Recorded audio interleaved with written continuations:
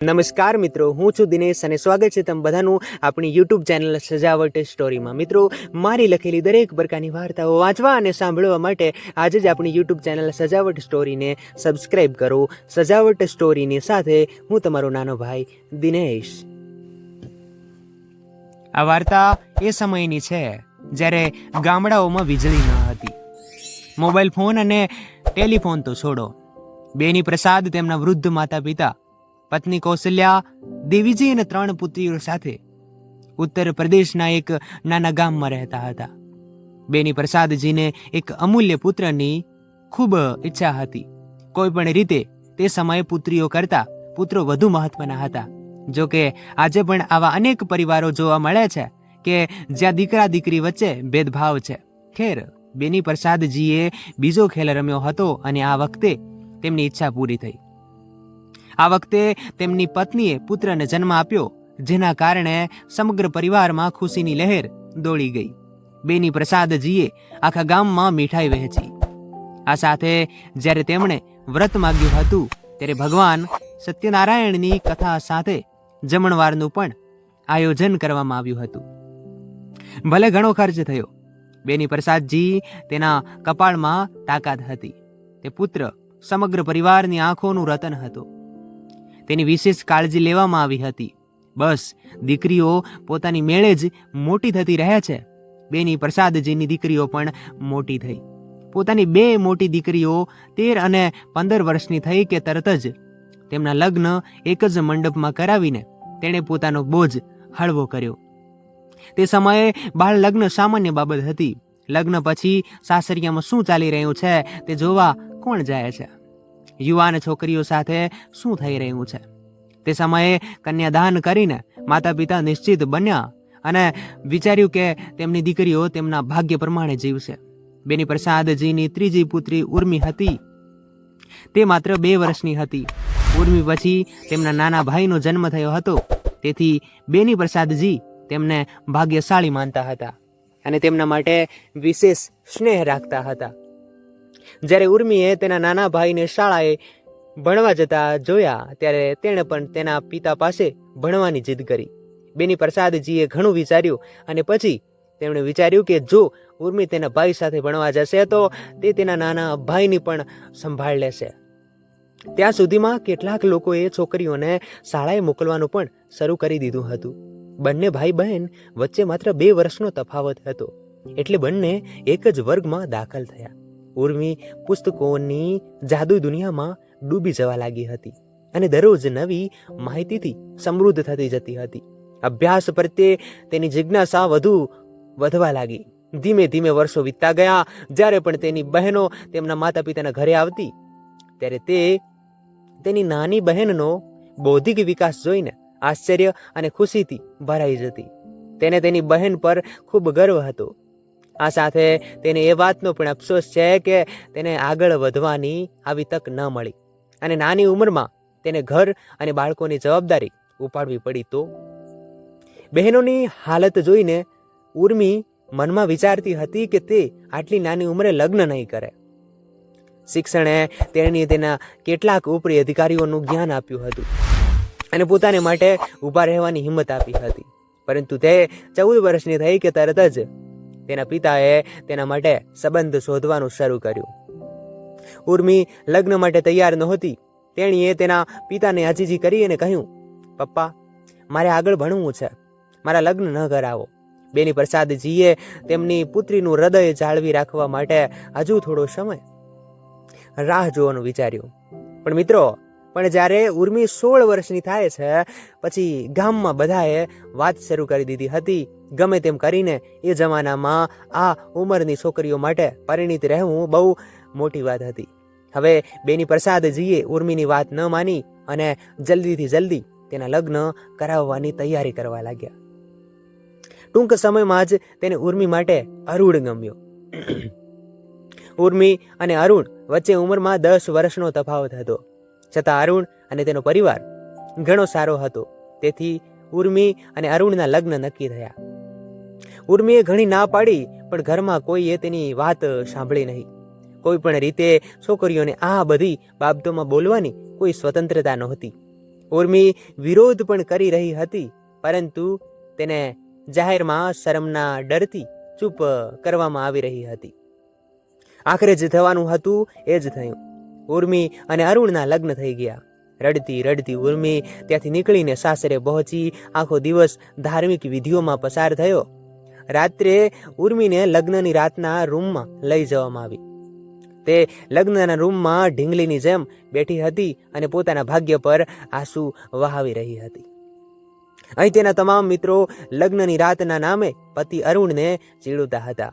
અરુણ પણ આવી સૌમ્ય અને સુંદર પત્નીનો સંગાત અનુભવવા માટે ખૂબ બેચેન હતો.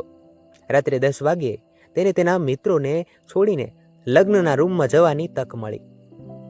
તેના હાથમાં લાલ ગુલાબ લઈને તે ધબકતા હૃદય સાથે રૂમ તરફ જવા લાગ્યો. અહીં લગ્નના રૂમમાં દુલ્હનના પોશાકમાં સજ્જ ઉર્મી માત્ર રડી રહી હતી. તેણીને ડર હતો કે તેનો પતિ આવતાની સાથે જ તેણીની લાગણીઓની પરવા કર્યા વિના તેના પર નિર્દયતા કરવાનું શરૂ કરશે. કારણ કે લગ્ન પછી તેની બહેનો સાથે પણ આવું જ થયું હતું. આ બધી મૂંઝવણોમાં ડૂબેલી 16 વર્ષની ઉર્મી લગ્નના પલંગ પર ડરીને બેઠી હતી. તેને પતિ પત્નીના સંબંધો વિશે કહેવામાં આવ્યું હતું. વધુ ખબર ન પડી પછી તેનો 26 વર્ષનો પતિ અરુણ રૂમમાં આવ્યો. ડરના કારણે ઉર્મીની આંખોમાંથી આંસુ વહેવા લાગ્યા. અરુણની ઈચ્છાઓ આસમાને હતી. તે તરસતી ઝંખના ભરી આંખો સાથે નવી પરણેલી કન્યા તરફ જોતો આગળ વધ્યો. તેનું હૃદય લાડુથી ભરેલું હતું. તેના મનમાં લડ્ડુ ફૂટી રહ્યા હતા. અરુણ આવીને બેડ પર બેઠો કે તરત જ ઉર્મીનું રડવું વધુ વધી ગયું. તેણીના રડવાનો અવાજ સાંભળીને અરુણ ચોંકી ગયો અને તેણે પૂછ્યું, કેમ રડે છે? જ્યારે તેણે ઘૂંઘટ ઉચક્યો ત્યારે તેણે જોયું કે ઉર્મીનો ચહેરો આંસુથી તરબોળ હતો. રડવાથી તેની આંખો સૂજી ગઈ હતી. અરુણે પ્રેમથી કહ્યું, આટલું બધું કેમ રડે છે? બાથરૂમમાં જઈને ફ્રેશ થઈ આવ. ઉર્મીને બસ ભાગવાનું બહાનું મળી ગયું હતું. તે તરત બાથરૂમમાં ગઈ અને લાંબા સમય પછી બહાર આવી. રડવાને કારણે તેની આંખો લાલ થઈ ગઈ હતી. તે ભયભીત હતી. તે વિચારી રહી હતી, કદાચ તે મારી સાથે કંઈક ખોટું કરી શકે છે, કેમ કે તેણે તેની બહેનો પાસેથી લગ્નની રાતની ખૂબ જ દર્દનાક વાર્તાઓ સાંભળી હતી, જેના કારણે તેના મનમાં એક ડર બેસી ગયો હતો. અરુણે તેની પત્નીની લાલ આંખો તરફ જોયું. જ્યારે તેણે જોયું, તે ચિંતિત થઈ ગયો અને બોલ્યો, તારી સમસ્યા શું છે? હું તને ખાઈશ નહીં જઈ કે તું મને જોઈને આટલી બધી રડવા લાગી? ઉર્મીએ માથું નમાવ્યું અને ડરથી ધ્રુજવા લાગી અને વિચારવા લાગી, હવે તે કદાચ મને ગુસ્સામાં મારશે. ઉર્મીના ચહેરા પરના નર્વસ હાવભાવ જોઈને અરુણ હસતો હસતો તેની પાસે આવ્યો અને હળવેથી તેનો ગભા પકડીને બોલ્યો, જુઓ, તારે મારાથી ડરવાની જરૂર નથી. હું તને સમજું છું. હું તમારી સાથે કંઈ ખોટું નહીં કરું. શું આપણે સારા મિત્રો બની શકીએ? તું જ મને કહે, તારા મનમાં શું ચાલી રહ્યું છે? અરુણની વાતથી ઉર્મીને થોડી હિંમત આવી. તેણે ધીમા અવાજે કહ્યું, તેણીએ કહ્યું, લગ્નની રાતનું નામ મને ખૂબ ડરાવે છે. હું લગ્ન કરવા પણ નહોતી માંગતી. મારા પિતાએ મને લગ્ન કરવા દબાણ કર્યું. હું ઘણું ભણવા માંગતી હતી. આટલું કહીને તેની આંખમાંથી ફરી એકવાર આંસુ વહેવા લાગ્યા. અરુણે પોતાના કુર્તાના ખિસ્સામાંથી રૂમાલ કાઢ્યો અને કહ્યું, સાંભળ, રડીશ નહીં. હવે તું પરિણીત છે. હું તારો પતિ છું, તો તારી ખુશીની જવાબદારી મારી છે અને તમારી લાગણીઓનું ધ્યાન રાખવું એ મારી ફરજ છે. મને પહેલી નજરમાં જ તું ગમી ગઈ હતી, એટલે જ મેં તારી સાથે લગ્ન કર્યા છે. મને ખબર ન હતી કે તમે હજી લગ્ન કરવા નથી માંગતા, કારણ કે તમારા કરતાં નાની છોકરીઓ લગ્ન કર્યા છે. તેથી મેં તમને મારો શ્રેષ્ઠ ભાગ બનાવ્યો. પરંતુ જો તમે અત્યારે આ સંબંધ માટે માનસિક રીતે તૈયાર નથી, તો હું આ સંબંધને સમય આપવા તૈયાર છું. જ્યાં સુધી તમે 18 વર્ષના ન થાઓ ત્યાં સુધી આપણે સારા મિત્રો તરીકે રહીશું. અને જ્યાં સુધી તમારા ભણતરની વાત છે, મેં ઘરે પહેલેથી જ ચર્ચા કરી હતી કે જો મારી પત્ની આગળ ભણવા માંગે છે તો અમે તેને ભણાવીશું, કારણ કે હું ખૂબ જ ઈચ્છતો હતો કે મારી પત્ની ભણે. બાય ધ વે, મેં સાંભળ્યું હતું કે તને ભણવામાં બહુ રસ છે, એટલે ઘણું વિચારીને મેં આ સંબંધ માટે હા પાડી. એટલે તારે મારાથી ડરવાની જરૂર નથી. હવે મને કહો, તમારી બધી શંકાઓ દૂર થઈ ગઈ છે કે નહીં? હવે પ્લીઝ રડવાનું બંધ કરો. ઉર્મિને લાગ્યું કે અરુણના શબ્દોથી તેના બળતા મનમાં ઠંડક આવી ગઈ છે. તેણે હસીને કહ્યું, મને વિશ્વાસ નથી આવતો કે મને આટલો સારો પતિ મળ્યો છે. મારા મિત્રો અને બહેનો કહેતા હતા કે લગ્નની પહેલી રાતે પતિઓ બળથી પોતાનો અધિકાર ઠરાવે છે, પણ તમે બહુ અનોખા છો. અરુણે હસતા હસતા કહ્યું, ચાલ તું આમ જ ખુશ થઈ ગઈ. ઉર્મિના ગાલ શરમથી લાલ થઈ ગયા. ચાલ હવે કપડાં બદલીને સૂઈ જા, આવતીકાલે વાત કરીશું. ઉર્મિ ખુશીથી સૂવા માટે તૈયાર થવા લાગી, કારણ કે આવનારા દિવસનો સૂરજ તેના જીવનમાં એક નવી સવાર લાવવાનો હતો. મિત્રો, દીકરીઓ એ બોજ નથી કે જેમ બને તેમ જલ્દી લગ્ન કરીને તેની કાળજી લેવી જોઈએ. તેમને શિક્ષણથી વંચિત રાખીને તેઓને આત્મનિર્ભર બનતા અટકાવવામાં આવે છે.